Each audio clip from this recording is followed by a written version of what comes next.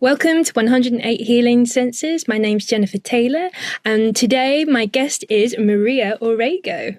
Welcome. Hi. Thank you so much for coming on the podcast.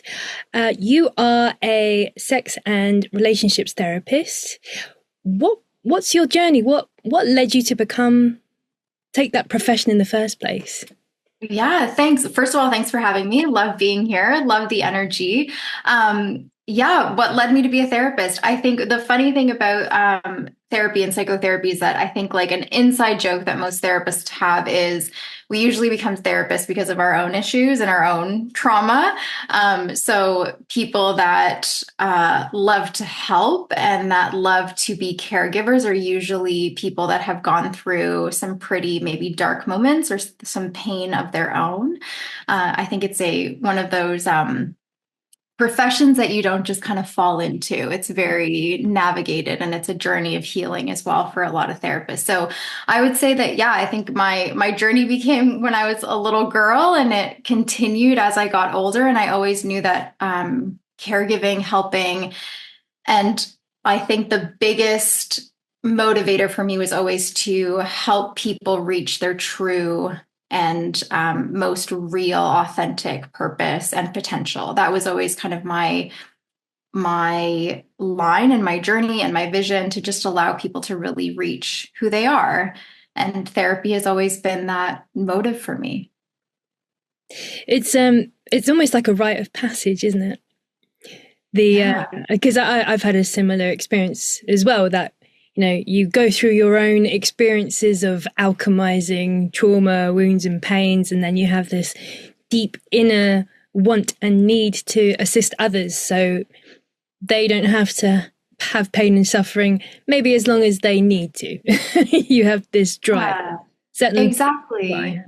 And to help with that understanding, right? I think when you come out the other side, there's this level of relief and there's this level of power that you have of knowing where you are in your healing journey. And when you see other people in the trenches of it, you just want to say, hey, there's light on the other side of this. And this part can be beautiful if you let it be. Love that. Yeah, absolutely.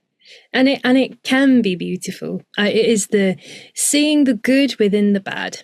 Any challenging experience, there is always an opportunity to rise above the situation and see, actually, what did I learn from this? What did I get out of this? And it may have just been the path of learning to love yourself deeply when you weren't experiencing it around you. So. Yeah, exactly. And learning who you truly are, right? I think as children, we kind of adopt what I call stickers, right? So people put stickers on us and we kind of adopt them and we take them on as our own. And then as we get older, we start realizing those stickers actually don't belong to me. Somebody else put those on me. And so then we go through that transformative phase of ripping those stickers off, which can be incredibly painful to do. And then coming out on the other side saying, okay, I don't want any of these stickers. This is who I truly am. But that takes work and that takes a lot of purpose and resilience to actually say, I'm going to do the work to take off this identity that someone else told me I had. It certainly is you need to be very consistent with yourself. It's not, a one-time fix-all thing. In some cases it might be, but if it's deep trauma and wounds, especially in relationships, and particularly in intimate relationships, those that are closest can hurt us the most, but also through that, there is so much wisdom that is within it. And yeah. And you're right. It's not a one fix all, right? I think I've had a lot of clients or patients come to me and say, I just want to do 3 or 4 sessions. I want you to tell me the answer and I want to be done with this. And what I usually respond with is, as humans, we continuously change, we continuously evolve, right? So what you learned when you were 21 is not what you're going to learn when you're 31 or 41, right? Your evolution as a human, the things you're experiencing, the context around you, the people that you've brought into your own individual space is going to change how you see the world. So it's not a one-time fix all of all the pains. And there's going to be times where your body and your brain doesn't allow you to open up all the doors of issues and trauma that you have in your brain. So maybe it'll let you open one door at a time and it'll take 10 years to open the next one. Yeah.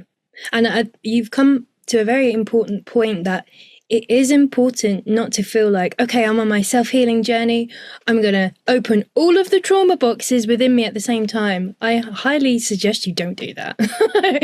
Like, take it bit by bit and see what's coming up for you. Exactly. But with your clients, are you finding there's consistent patterns of the kinds of problems that they're coming to you for?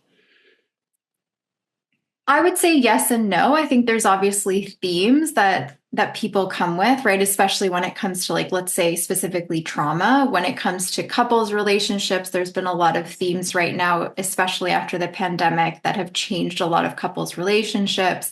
The growth of social media has also allowed for different types of relationships to become mainstream and less taboo. So we're all talking about what that means, right? And how that explores the identity of sexuality within us. Mm. And then there's also this rise of millennials, right, coming out and saying, hey, what I was told perhaps wasn't true for me. I'm re-exploring myself. And so you're seeing people in their 40s reestablishing who they are because they didn't really get that opportunity in their 20s, which Mm. should have been the time that they explored a lot of their identity, right? Especially their sexual identity. Mm. So there is that theme coming, especially when it comes to the different generations, right? Because every generation is experiencing different type of identity crises. But in millennials specifically, I would say that there is a huge uptick in understanding sexuality and identity again because of everything that we may have experienced in the last 20, 30 years. Mm. Yeah. It's it is still, to a degree, it's still quite a taboo subject, interestingly, and but it's one of the most important subjects that there is, because it touches each and every single one of us. Whatever your label that you choose or your preference, it actually doesn't matter. But really knowing yourself and loving yourself at a deep level. Date yourself, really get to know yourself, because when you have that in place, it's easier to distinguish. I like what you said about the stickers. Like, is this my sticker or is this someone else's sticker? That projection of thoughts or labels or perceptions of reality. And that's important, very important within relationships, not to take on someone else's, and you're not entirely sure, is this mine or is this someone else's? And I've definitely experienced that in my past, being in toxic relationships. And I was, sometimes it's a real slow creep. It doesn't start toxic, but over time, people's insecurities, if they've got darkness within them that they're unable to shift, it can't help but bubble up to the surface, particularly those that are the most, the closest relationships. And it is highly important that each and every single one of us really puts ourselves first in that respect, but also knows what's yours and what's not. Yeah, I love actually that you said that you put yourself first, because I think that's a misconception of the fact that being selfish is negative. And it's not. We've made it negative to be selfish, right? Because we think that we're supposed to kind of bow down, be submissive, give, please other people, right? Be polite and kind. Like, there's all that. And I mean, that also comes from so many different ideologies that we don't need to go into today. But Yes. When we are actually, in a way, selfish and prioritize who we are, what love we have for ourselves, what our needs are, what our wants are, and then communicate those, because that's the important part, right? You can't just be selfish and not communicate. It's, I'm communicating to my partner or any relationship, this is who I am. These are my needs and wants. How do they work with yours? And where can we have that fluidity so that we can have a good relationship, right? And not lose ourselves in those relationships and become either codependent or insecure, or jealousy creeps in, or even that resentment of, hey, I really want to do this. This is a need for me, but I'm not vocalizing it. Therefore, I'm being kind of, in a way, abused, right? And then there's that pattern that kind of continues on and on and on. The suppression. is Yeah. real. It's very real. Yeah, because we think that we have to, right? That we have to please our partner. And in a way, we think that that's selfless, but it's not, because that's also selfish too, right? It's self-preservation of not wanting to create conflict or not wanting to create a toxic environment, but it's actually creating a toxic environment by Yeah. not communicating our needs and our wants. Yeah. And actually what you've just said is that I would say that is codependency. Yeah, it Because is. it's that, you're unable to communicate effectively and have consideration for each other. Like a partnership should and could be a partnership. It's a balancing act of exactly what you said. Like, what is it that you need right now? Do you need space? I almost feel like, well, we definitely don't get taught this in school, or people have to actively. You're either born into a loving family, which is a blessing for anyone that has that, but a lot of us have grown up in families that mental health issues, there's trauma, there's deep emotional wounds that set you up for having insecurity in your relationships, that set you up for having wounded beliefs about your self-worth, and it can be so damaging. And if you're listening to this and you're starting to resonate and think, oh gosh, I've got a bit of a track record for being in relationships that aren't balanced, they're not loving, they're not supportive, and you need to ask yourself, do you really want this in your life? Do you even saying the words, I am worthy and deserving to experience love in all facets of my life, even if you just need to repeat that over and over again until you decide inwardly, like, how can you best navigate your life? And sometimes it is releasing relationships that no longer serve you. And that can be just as terrifying, right? It could be. Yeah. It could be. There's a fantastic woman called Sarah R. Adams, and she's an energy healer herself, and she had a download, and I thought, actually, it's so apt. And it is when people stay in toxic and abusive relationships because a part of their soul has fragmented off. This is getting more into the kind of energy healing and shamanicness of your soul health. It makes a lot of sense why people stay in abusive relationships, because that person has chipped away at you, and a part of your soul has fragmented off. And the reason why you may stay in these situations is that you're trying to get that piece of you back, but you get it back when you choose yourself. You choose self-empowerment and say, no, I deserve better, and I'm leaving. However that's going to look, I'll plan my way out and work on myself until I'm ready to have a healthy relationship in the future. I love that, because that parallels too. I love hearing how all these types of different practices kind of overlap, right? And we're all trying to say the same thing. And so there's the lovely work of inner child work that we do, right? And so we kind of go back, we retrospectively look at our inner child and we say, what are they feeling right now? And when it comes to toxic relationships, I often ask the question, are you feeling safe? And not only are you feeling safe today as your own, the way that you're presenting today as a human, but your 5-year-old, 3-year-old self, are they feeling safe in this relationship? And would you want this relationship for your 3 or 5-year-old self, right?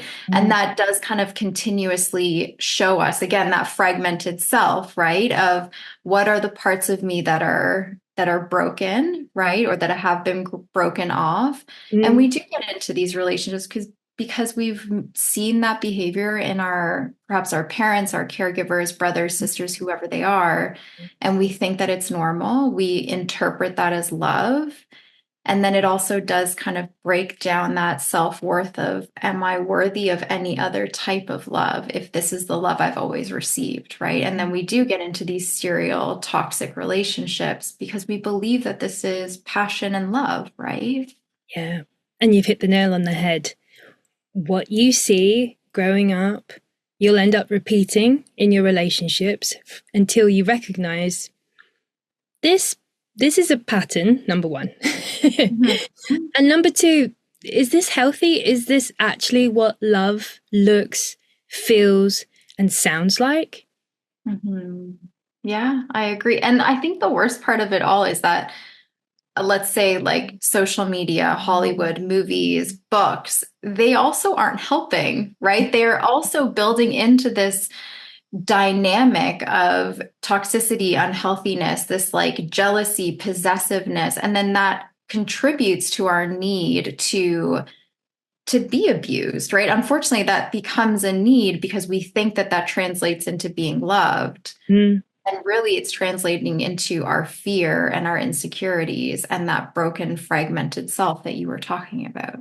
yeah, yeah. It's once you see it, once you hear it, like exactly what you've just said, you'll start to look at movies and TV in a completely different way. You're like, hang on a second, do I want to absorb this programming, or am I just going to observe it? Exactly. Even if I want to watch it in the first place. Exactly. But I love how you said that because that's very true that we don't actually get educated on that idea of absorbing energy, right? I know that, again, unfortunately, energy work and all of that kind of industry has always been looked at sometimes taboo, just like sex, right? I think we both have like that shared thing in common where we talk about our industries and people kind of look at us kind of weird. Mm, But the absorption of the energy around us, the things that we take in, the things we watch, the things we read, the people we're surrounded with, that all, if you don't believe in energy, you know that you're being programmed, right? I mean, we're all being programmed with the things around us. It doesn't matter what you call it, we're learning as we go. And so I love that you say that. Am I going to watch it just to observe, or am I watching it and absorbing this information and it becoming part of me and therefore maybe another sticker, right? yes, absolutely. Like Mhm. actually, before we started recording, I was saying, I don't actively watch the news. I might tap in every now and again, and I will observe, but I won't absorb because I can't control it. So what I can't control, I release, and I focus my energy even more within myself and what I can do to be of benefit and of service within my lifetime in a balanced way. Not all, you can't. There needs to be reciprocity in life, and you need rest as well, as much as you want to give. But just that's it. It's an important part for me and how I've moved forward. Like, read more books, read books that are going to program you in a positive way, that are recommended, or help you reprogram your mind so you have a clearer, happier, healthier mindset. And work Yeah. with people like ourselves as well.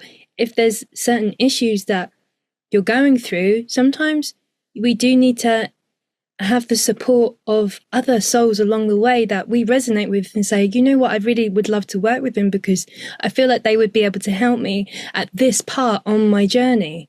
It might not be forever, but at least for that portion of time, we all need support along the way, however that looks. I love that. I love that you say that because I always point at people in my own life and then obviously in the life of the people that I see, that there's moments in life where people come in and they just kind of give us gifts, right? And it could be for a moment and it could totally change the way that we see ourselves and the way that we see the world. It could be for a bit of a journey of a year, 2 years, whatever it is. But those are gifts that we get throughout our life, right? And you may never see that person again. I mean, I'm getting goosebumps just talking about it because I can remember so many in my life that just came in, deposited a gift, and just gave me so much life back in order to continue my own journey. And there's humans that they have no idea they did that for me, right? And I will never see them again. And I have no idea where they are in the world right now, but they deposited that gift and it was so important in that moment. Yes. And I would even just say that love, care, and consideration are such valuable gifts. And if you were to practice that, even just sharing a smile when you're out and about. I mean, places like London, for instance, people ignore you, they won't look you in the eye, there's like barely any smiling. I mean, there might be a few smiles, but they're probably from out of town. or they're just a friendly soul that just, you know, is happy. But yeah, it's the small things in life matter as much as the bigger things in life as well. So yeah, right, those moments that we can capture, right, and we can be those moments for other people. I fully agree with that. Yeah, I love that. Mm-hmm.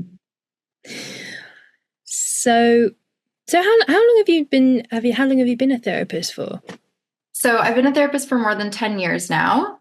I've worked in trauma and in couples and sex therapy for most of my career, and I have a group practice here in Canada, and I love what I do. I mean, as much as it became a career more so out of probably a place of pain, it became my joy and my safe space. And I am honored that I get to see my clients go from a place of pain to healing and then all over again, right? Because I've got clients that I've worked with for many, many years that I get to see their journey as they go, and seeing that pain turn into healing, turn into maybe more pain and then more healing, and breaking down parts of themselves that they no longer believe in, and creating new identities for themselves, which is such a beautiful gift to watch. I love that. And that's a really great solution as well for when if things happen in a life that are very challenging, it's quite a normal thing to, I call it like, rebrand yourself. You kind of, this new identity evolves from you. You know, lots of people cut their hair, or they get, whatever the thing is, a makeover or a change, career, they might change location. Lots of big things can happen from a change. And yeah, it's a really beautiful thing. Yeah, from a place of pain, right? Of something beautiful can really happen. And you're right. It's funny how we change sometimes our appearance, or we change location, we change the people that we're around, the communities, right? And that, again, that goes back to this evolution. We're never the same person, and that's okay, which I don't know we've fully accepted yet as a whole kind of global society, that it's okay to change careers later in life. It's okay to end a relationship that isn't working for you anymore, right?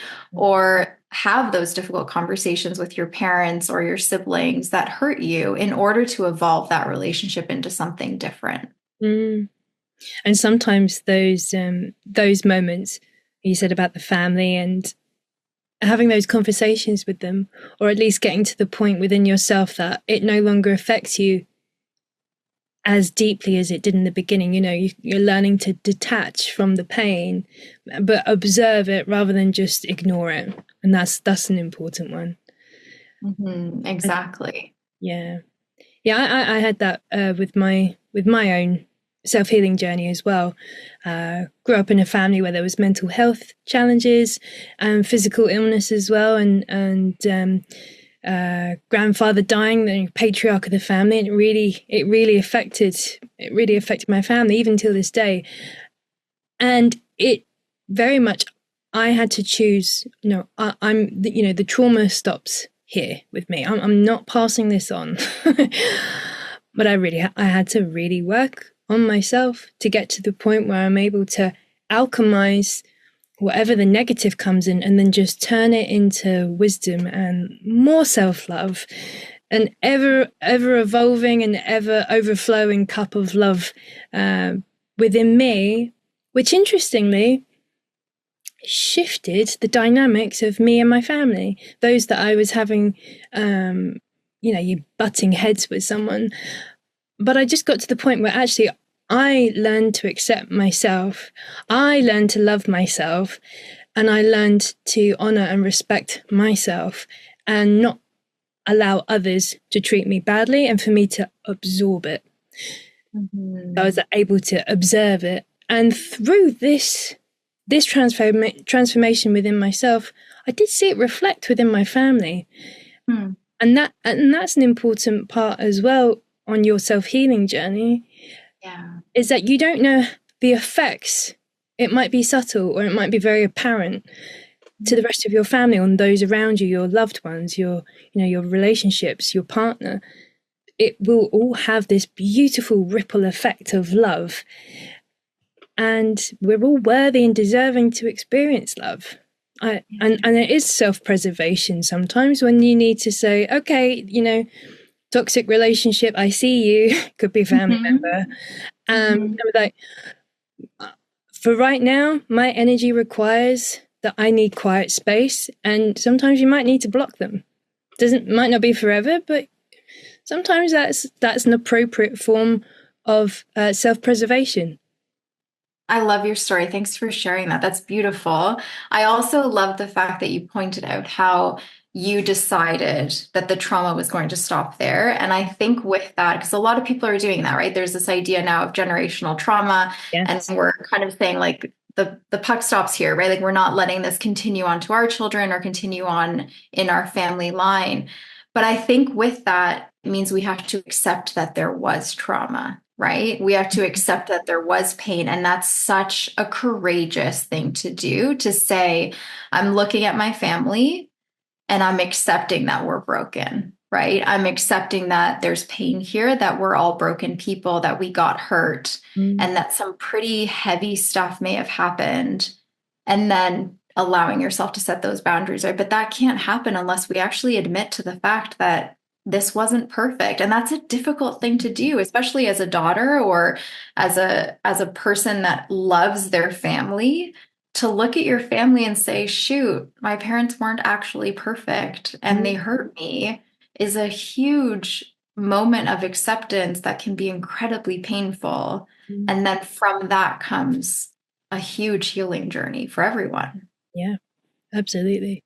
I always feel like it's people do the best they can in that moment.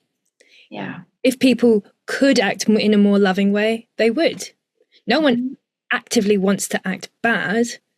All I see is it's a lack of love within themselves. There is extensive wounding and shadows that are just overwhelming that person. But it really is a choice. Doesn't matter how much love or shadow you have within yourself.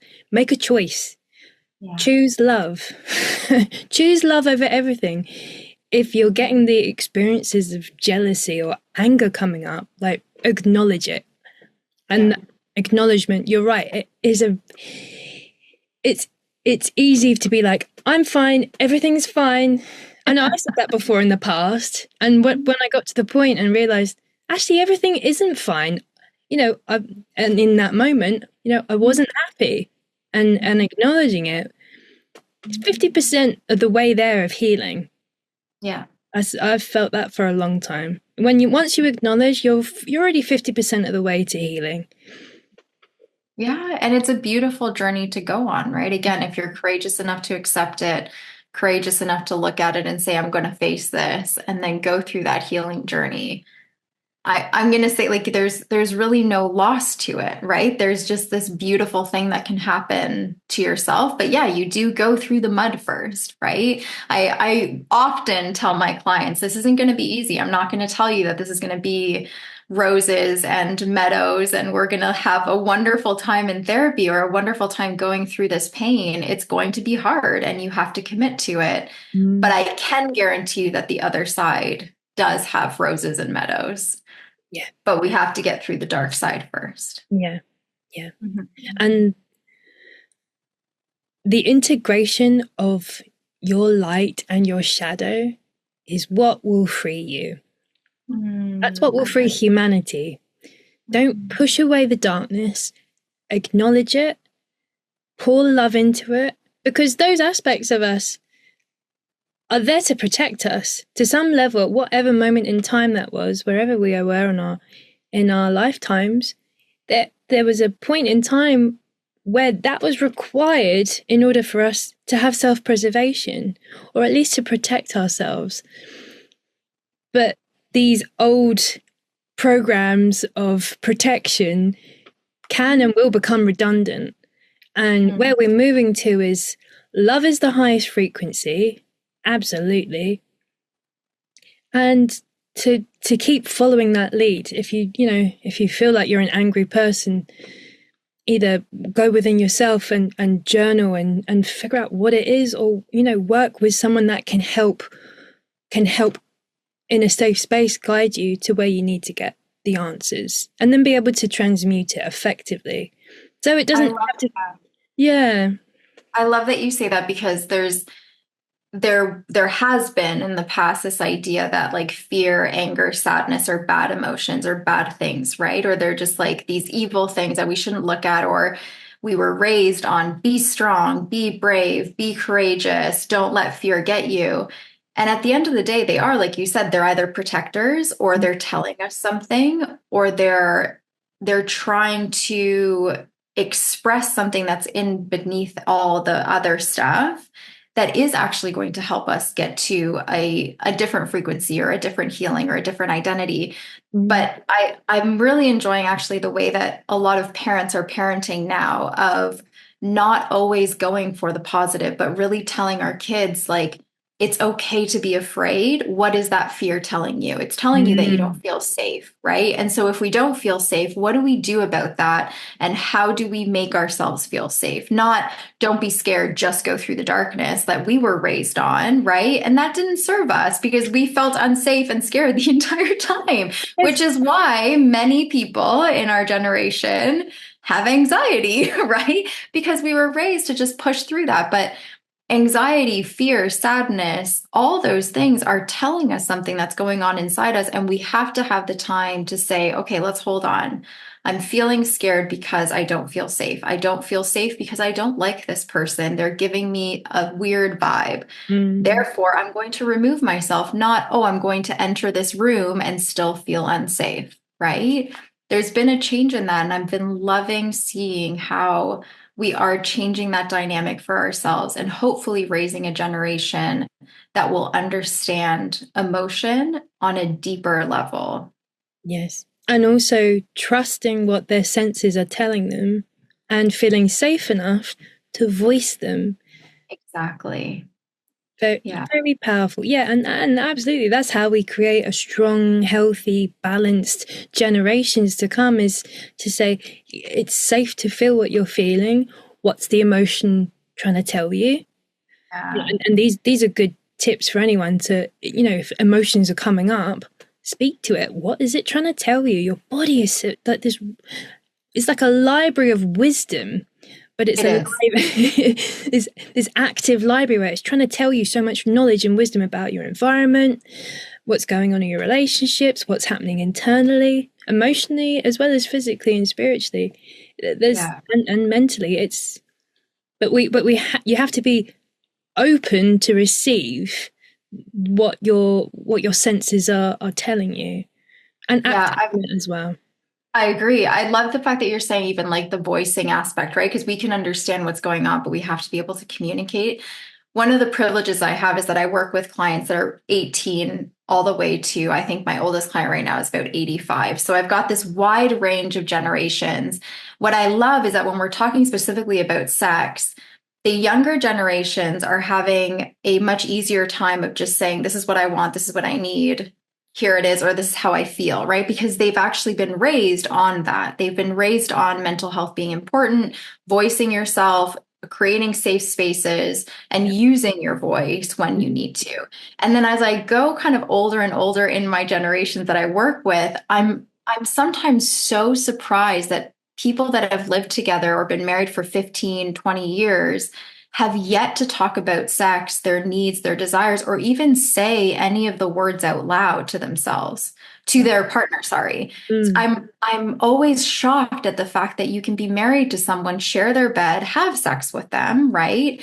And yet not voice your needs and desires to that person out of a place of shame, because we were shamed. We were told, don't say those words, don't be afraid, be strong, continue to push through, be kind to the other person, whatever the messages it was. And so as I go older in generations, it gets quieter and quieter for that communication and for that ability. But then when we dig deeper, there is so much fear and there's so much pain, and there are beautiful wants and beautiful needs that have just been silenced for years because we weren't allowed to talk about it. Mm.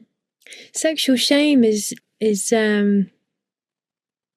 yeah, it's generational.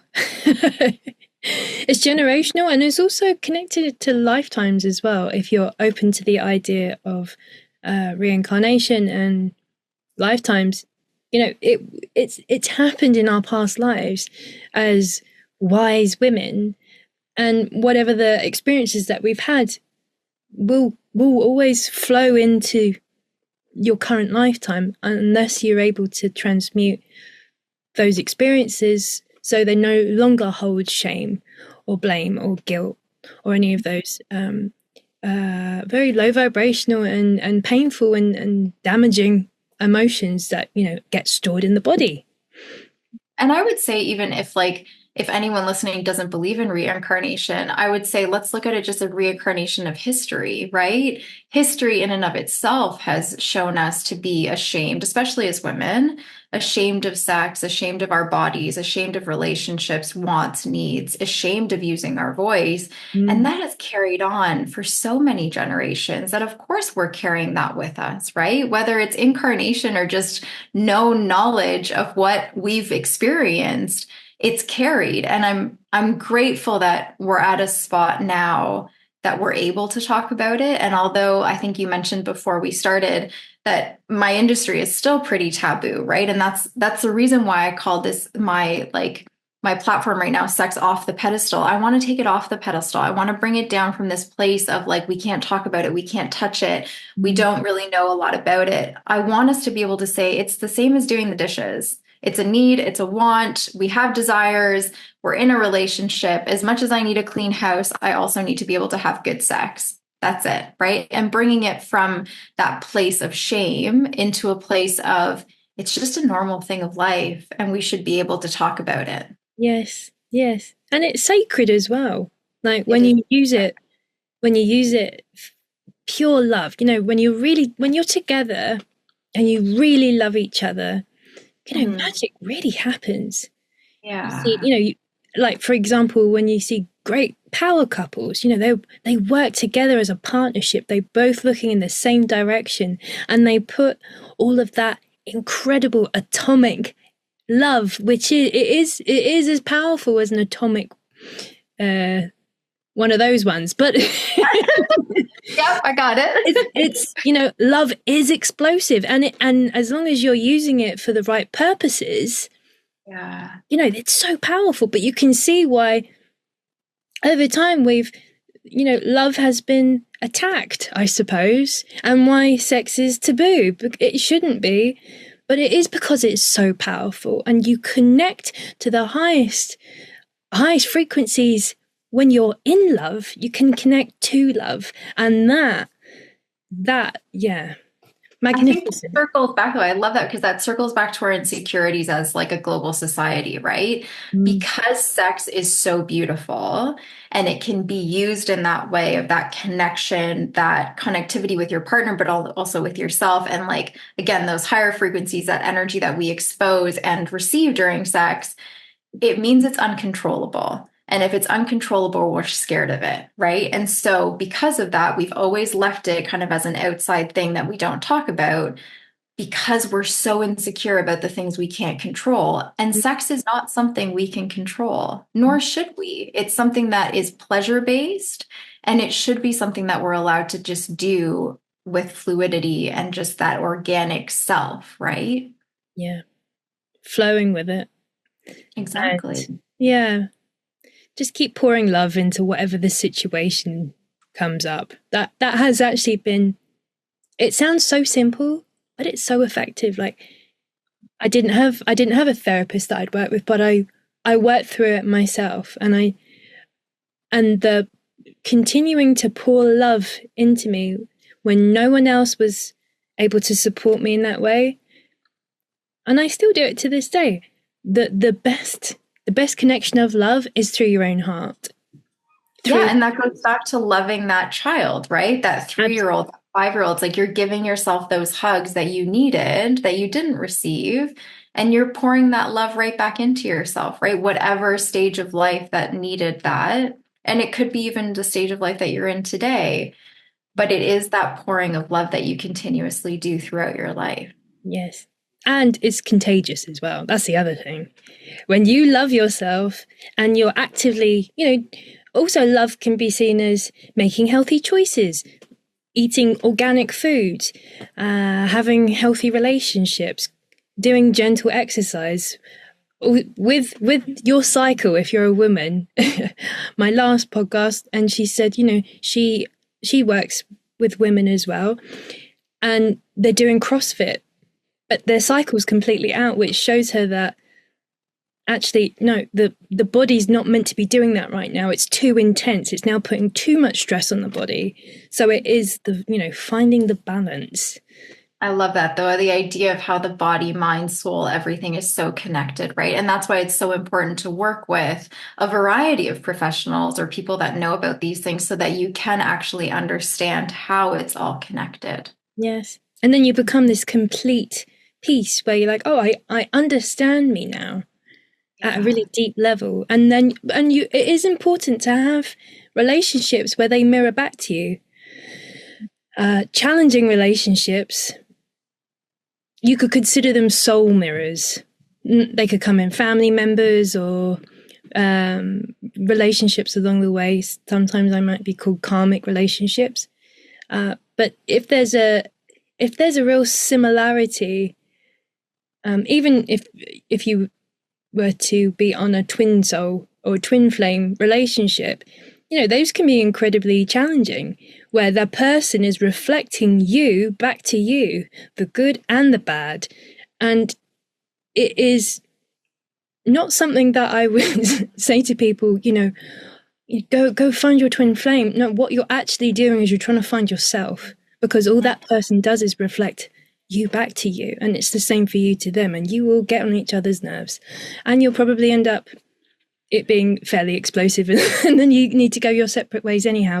But it's an experience, and those kinds of relationships, if they do happen on your path, it may be that you were required to clear karma from past lifetimes, but in this one, that person that you can thank for when the time comes is, wow, they really helped me see me.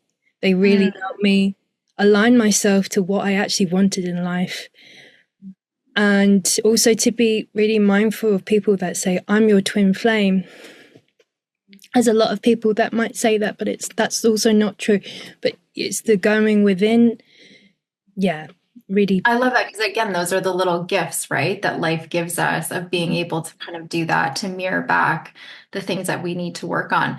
The thought that came to mind is that I often ask a very egotistical question of, would you date yourself, right? And a lot of people take that of like, oh my gosh, like that would mean that like I love myself so much that I would date myself. I'm like, no, are you comfortable enough with yourself that you would accept you as a partner? Like, would you accept what you're bringing, what your energy is, what your healing is, what your trauma is? Would you accept that as a partner and what you're giving to another person? Or are there still things that we need to work on in order for you to love yourself enough that you would actually accept yourself as a partner? I love that. So that's a really great gauge. Yeah, and it's a scary one, right? Because I oftentimes people kind of react to it with humor as a defense, right? Because they're like, oh, that's an uncomfortable question. But again, that also teaches me a lot about where they're at in their own healing journey, right? But once we're able to get past the humor and past the defensiveness, it's a beautiful question to ask yourself: where are the parts of me that still need some love and attention? Yes. And it is important to recognize and acknowledge those parts of you that you feel need more love. Like that, you know, maybe having a great self-care regime. You have a bath at least once a week. Like, put some essential oils and some oil in it, and, you know, really love yourself. You know, give self-balming your body after a shower. It's all the small things, you know. Oh, I wish my partner could do this, or I wish I could find someone that would do this for me. Well, start with you. Yes. You do it. Start. Yeah, it's like the idea of like buying yourself flowers. There's no reason to wait for your partner to buy yourself. If you want flowers, go buy them, right? Go do those things. If you want to go to a fancy restaurant and have a date, then go with your best friend, right? Start doing those things. It's that idea again of dating yourself, loving yourself, and knowing I'm worthy of receiving flowers, and therefore I'm going to go get myself flowers. Absolutely. And I've done that myself as well. I love And that. yeah, and you know, and if you're currently single and you're dating yourself and you're doing those things that you want to have in your life, it's going to be because you're aligning to that frequency, you'll attract that frequency too. You know, you attract what you are. So if whatever your situation is, you know, look within. Where is it within me that is attracting the situation? You also won't settle for less because Mm, if you're receiving that love and attention on yourself, and you know that working out, self care, receiving flowers, being pampered and loved properly is really what you want. When you start dating someone that isn't giving you that or isn't giving you the space to do that, even on your own, you mm, realize it much faster. But if we're already at a love deficit on ourselves, then we will accept a love deficit from somebody else, right? So it's important to also communicate that within yourself, right? mm. Of, I want to be loved properly, therefore I'm going to love myself properly so that the person that does come with me in this journey also knows what the expectations are. Yeah. And they'll reflect exactly where you are and what you want from life too. And yeah, Exactly. it is proven, time and proven again and again. And I would say if you're listening and you're not single, because I think that was like very much for like the single humans in the world, Mm, if you are in a relationship and you feel like that's not happening, right? The romance, the flowers, the dating, all that stuff isn't happening. You are allowed to voice that and you are allowed to start now, right? Even if it's 10, 15 years later in your relationship, you're allowed to start sending yourself flowers and then communicate that expectation and that need to your partner so that they can join you. And they might join you, they might not. And that's a whole other conversation that the two of you need to have, but one of you has to start. fabulous. Mhm. And yeah, I think you hit the nail on the head.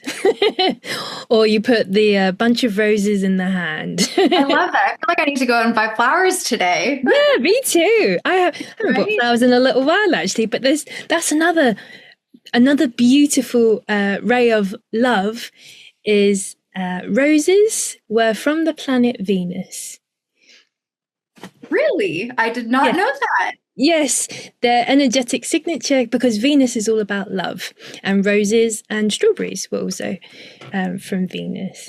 Oh, So no there you wonder. Okay, go. so that's probably why Valentine's Day is roses and like chocolate strawberries, right? I love that. Yes. Okay. I had no idea. I love learning something new. Yeah. Oh, and chocolate is a real heart opener. So you might see like um yeah, cacao, and Mhm. it's real pure cacao, and it is a real heart opener. That's a wonderful tool to have if you're feeling like you're in a space where you're wanting to love and nurture yourself from the inside out. Mhm. Hot chocolate, obviously the higher the chocolate, less of the sugar. But But again, that it's so wonderful, like even learning that connection and what we do usually do to take care of ourselves, right? When we have those moments of needing to kind of introspectively love ourselves, a lot of us do turn to chocolate, right? We do turn to that like nurturing hot chocolate here in Canada is huge, obviously, because we're freezing all the time. But I love that. Thanks for sharing that connection. My pleasure.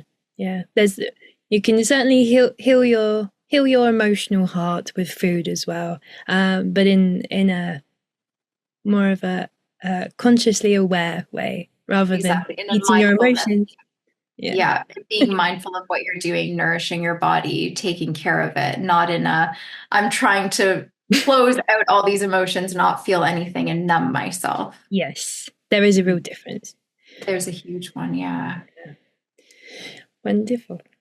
Well, Maria, how can people contact you? Yeah, you can contact me through Instagram or Threads or go on my website. My brand name is Sex Off the Pedestal. You can also search me through my name, but happy to connect. Feel free to slide into my DMs or send me an email if anyone's looking for connection and just coaching or any therapy, then I'm happy to help. That's brilliant. Thank you so much. It's been such a pleasure. It was And an honor. Thank you. yes, and yeah, I look forward to speaking with you soon. Perfect. Have a great one.